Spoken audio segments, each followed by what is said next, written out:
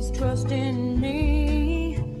I'm drowning in the thought of you, waiting to see you again. Well, I grew up in Kansas City, Missouri, and my family was all very musical. My dad was a pianist, my grandmother was a concert pianist, and my mom just loved the arts and the Philharmonic. So I had a lot of music growing up, and I always put on plays and made myself the star, which is very convenient when you put it on. And so I think in 5th grade I made myself the lead in Hello Dolly and put that on. And we had a ping pong table, and I put it out in the backyard, and that was my stage. And then I hired all the little neighborhood kids to, be the other parts. So I guess I was always singing and always performing. Well, I would always write songs for myself. I've always been an artist, and so I wrote a lot of songs. At one point, I was trying to figure out what fits my voice, what's the way that I should go, me being the instrument. I found a sound that I felt worked for me, and it happened to be very soulful, very R&B oriented, with a lot of parts, harmony parts. But I always kind of wanted to be an artist. So I went to work with Teddy Riley. A friend of mine introduced me to him and started playing on my music. And within 2 days, he flew me down to Virginia Beach to write for Patti LaBelle, Tom Jones, and he kept flying me back down there. So it's just kind of progressed. Anyway, but later on, after I left Teddy Riley's, came home and decided, I was looking for something else. And a friend of mine who is in the press said, well, come to Al Jarreau's, live taping of his album, which was a brilliant album, in my opinion, called Tenderness. And I saw Al, kind of become a musician on stage. Read, what, and I said, I like that. I'd never really experienced that. I grew up on hip hop music, so I hadn't really taken Al Jarreau in. And I had never seen a jazz singer really sing live, I guess, before. So I watched him and I thought, yeah, I want to do that. I want to make up stuff as I'm going and become an instrument and then become the singer and then become the instrument. So I haven't reached Al Jarreau status yet in my mind, but it was what inspired me to really go in this direction. Thanks, Al. I'm out of my head, moving around. Well, I'm spinning up and I'm spinning down, and so empty till my baby's right here with me. I'm writing all the time. I always hear music, and it's gotten to the point where I basically write when I need to write, because there has to be a reason or a focus, because there's so many different styles of music that I can write in. So I have to kind of have a focus.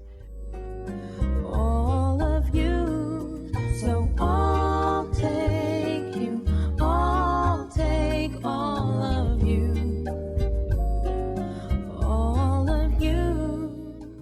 On the new record, I wanted to go back to a little bit more what my original idea was, which was to approach R&B as a jazz singer, to combine the two styles. And when I did the first record, I wanted everything to be live, because coming from an R&B genre of music where there's a lot of drum machines, and if you sing something, you mess it up, you just go fix it, and then it becomes this kind of perfect pop record. This third album, I decided to go back to my original concept, but combining maybe more simple songs. This particular album, the songs are a little bit more crafted, but the performances are live. I sang live with the band. I wanted to capture a moment. I wanted the band and I to interact, as opposed to producing a record that's manufactured. I really like the song. I put it first. It was the last song I wrote, and it's called All of You. And I wrote it about my current boyfriend, and I don't think he knows that, because he's not really into this kind of music. He's into hard rock and roll, and so I'm kind of embarrassed to share it with him, even though he seems to like my music, but I don't know. So I wrote it. I used him as the inspiration, because he's the love of my life, at this point. I really like that. It's a part of me. I like the melody and everything. So I'll take you, I'll take all of you, all of you, I love you, all of you. But I also kind of like the way the Police tune came out, Spirits in the Material World, because that's, I think, kind of an interesting arrangement of that song. Oh, we are spirits in the material world. Our spirits in the material world. Our spirits in the material world. Our spirits in the material world. But let's see, my favorite song on the album, I would say, is Underestimated You. It's a ballad, and I wrote it about a former boyfriend that I thought was going to be, the real thing. But anyway, I knew, because I know how these relationships go, I knew to get into the studio and hurry up and finish it really quickly. So I wrote Underestimated You about somebody that I just felt was just unbelievable, and that I had underestimated, how great he really was. And I don't know if we've got a chance, or I'm just dreaming. With everything you do, I truly underestimated you. Put it on and enjoy it from song to song. I tried really hard to not put something on there just to fill up space. If I felt it was filling up space, I took it off. I cut a lot of songs. So I'm hoping they get a great musical experience from it. Blackbird fly into the light of a dark black night.